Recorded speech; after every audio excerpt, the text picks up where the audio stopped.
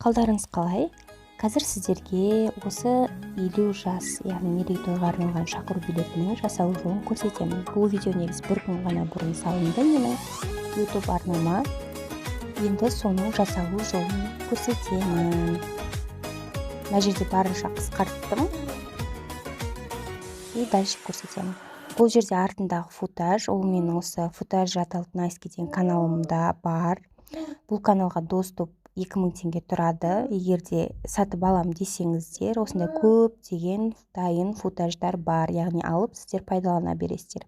Бір-екеуін қоссаңыздар болады, немесе 2-3-еуін алып пайдалансаңыздар болады.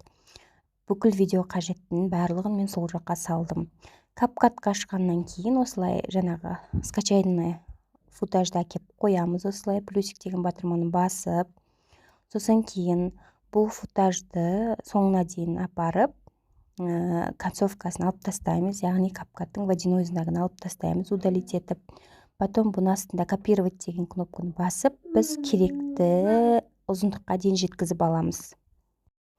Примерно 1 минуттық негізі жетеді. Сосын добавить наложение деп, жаңағы каналдан алған осындай баннер сияқты шариктармен әдемі фон бар. Соны келіп қоясыздар картинканы.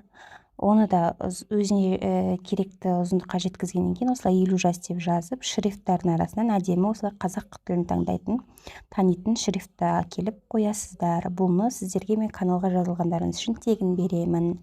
Тіркелдім деп комментарий жазсаңыздар, беретін болам. Осылай эффектінің ішінен арт деген әдемі сарғыш түсірін таңдап аламыз.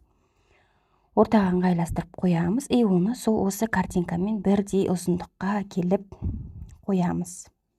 Потом келесі бізге керекті ол мынандай рамка.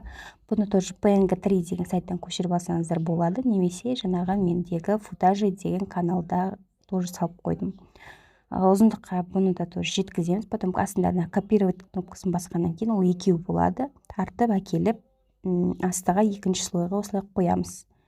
Екеуін бірдейлестіріп аламыз. Потом астыға тартқаннан кейін бұны біз бұраймыз, яғни 360 градусқа. Төмен қарап, екі қолымызбен тартып тұрамыз да, осылай 360 градусқа кеп қоямыз. Екеуін бірдейлестіреміз. И өзімізге қажетті тоже қанша секунд керек? 7 секунд, 6 секунд дегенде чтоб тұру ұзындығы. Мен әрде 6-да 7, 8, примерно 8 секундқа қойдым ғой. Осылай екеуін ыңғайластырып, бірдейлестіріп қойып аламыз. Тоже бұл жаққа енді ортасына жазу жазамыз. Плюсик текст дегенді басамыз, добавить текст дейміз, и мерейтойға шақыру дейміз. Ортасын 2 рет ашамыз, себебі мына шрифт кішкене арасын жақындатып жібереді. Сондықтан осылай ыңғайластырып, екі шетін ұстап тұрып, кішкене размерін кішірейтеміз. Добавить наложение деген мына жақта қайтадан назадқа шығып, наложение үстін басамыз да, екі рамканы кішкене жақындатып, әріпке, яғни сөзге алыстатамыз. Осылай ыңғайластырып алайық, кішкене арасын ашып.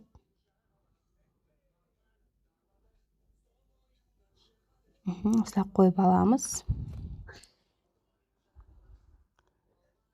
Оны да текстті да, мерейтойға шақыру деген текстті да тоже ұзындығын осы наложениемен бірдей қыламыз. Енді келесі бізге добавить наложение деп жаңағы ата-апамыздың суретін алып келеміз. Мен бұл картинкаларды фотосток сайттан алдым, яғни ешкімнің несіне кірмей, яғни шынайы адамдар емес, фотосток сайттан тегін жүктеуге болатын суреттер. Осылай әкеліп қоямыз бұны, артқы фон қиып алып тастаймыз. Remove background деген сайттан қиып алып тастаңыздар болады. Потом осындай шарик, тоже менде футажи деген каналға салып қойдым. Басқа да сайттардан, любой сайттан көшіре аласыздар. Осылай екеуін әкеп қоямыз, добавить наложениемен.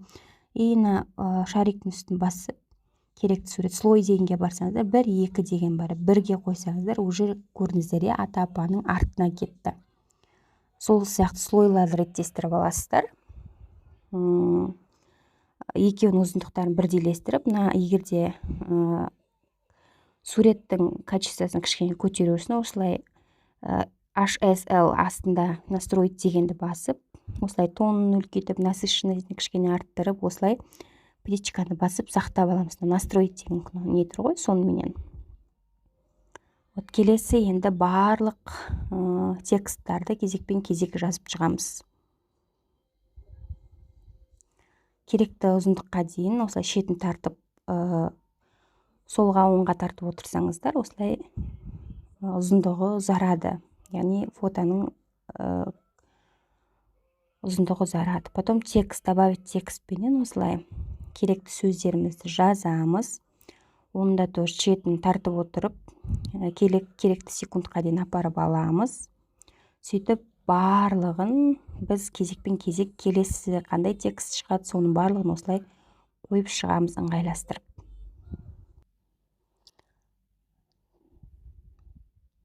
Осылай ұзындығына дейін алып келеміз. Яғни бізге 1 минуттан сәл ғана асатын видео керек негізі. Арғаратай уже адамдар көрмей кетеді. Тойдың иелері балалары деп жазғаннан кейін аяққа тоже фото қойсаңыздар болады, қоймасаңыздар да болады.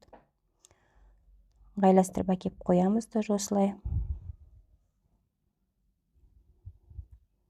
Соңына дейін жеткіземіз текстпенен видеоның.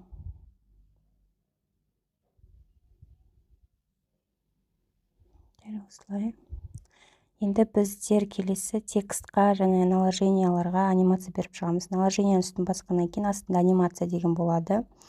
Ана жерден өздеріңізге ұнаған анимацияны келіп қоясыздар. Көптеген анимацияның түрлері бар. Zoom 1 и ұзындығының астында қанша секундта пайда болу керек? 4 секунд па, 5 секунд па? Примерно соны ыңғайластырып, птичканы басып сақтап аласыздар.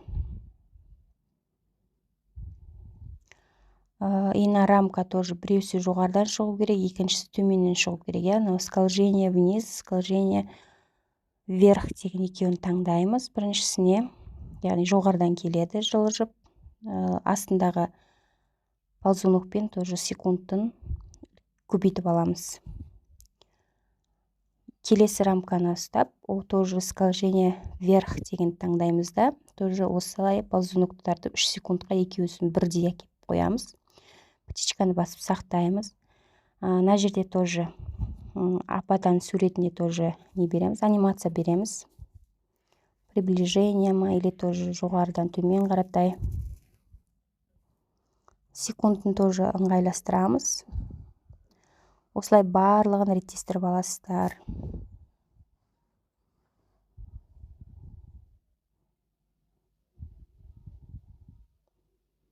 Артындағы шарикке де анимация береміз. Жоғары қаратай, чтобы ұшып келе жатқан сияқты эффектпенен. Өстіп наложенияларға, яғни фотоларға анимация беріп алғаннан кейін келесі тексттарға анимация береміз. Тексттің үстін басқаннан кейін келесі уже наложение емес, текстқа барамыз. Осылай тоже анимация дегенге барамыз да, өзімізге ұнаған анимацияны келіп, секундын ұзартып, барлығын таңдаймыз.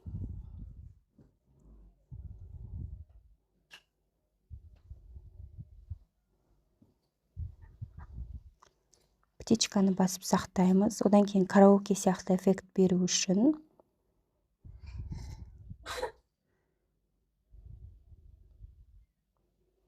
мына жақта осыған үстін басқаннан кейін текстті соңына дейін тартсаңыздар, вот дегенді. Мына жерде көкпен караоке деп тұрады. Осыны астында қара цветін таңдап и секундын ұзартасыздар. Осылай барлық текстке анимацияны беріп шығасыздар. Осылай анимация ұзақтығы және түрі бірдей болса әдемі көрінеді.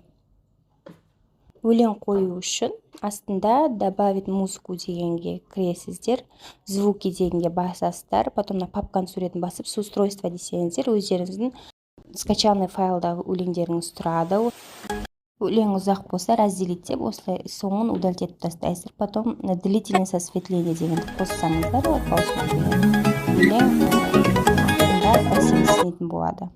Потом сақтап аласыздар. Болды. Назарларыңызға рахмет, қош сау болыңыздар.